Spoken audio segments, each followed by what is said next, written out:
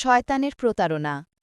শয়তান বড় ধূর্ত, নিশীথের আধারে ফিসফিসায় হৃদয়ের কোণে, পাপে ডাকে মধুর কথায়, মোহের জাল বিছিয়ে রাখে গোপন ক্ষণে। কখনো বলে, আরেক দিন শুরু করো, আজই বা তাড়াহুড়ো কেন? কখনো বলে, ছোট্ট পাপ তো কিছুই নয়, ফেলে দে এসে ধীরে ধীরে ফাঁদে যেন। ইবলিসের কৌশল নানান রূপে আসে, কখনো দুঃখ, কখনো অহংকারে, কখনো তামার ভেলকি দিয়ে, কখনো ভয় দেখিয়ে মনকে আঘাত করে। সে চায় মানুষ ভুলুক রবকে, হারাক আমানত, ইমানের আলো নিভুক। সে চায় মানুষ নেমে যাক অন্ধকারে, হৃদয়ের আকাশ থাকুক চিরকাল ঝরুক। কিন্তু আল্লাহর শ্রণে যে জাগে, শয়তনের ছোঁয়া হয় দুর্বল।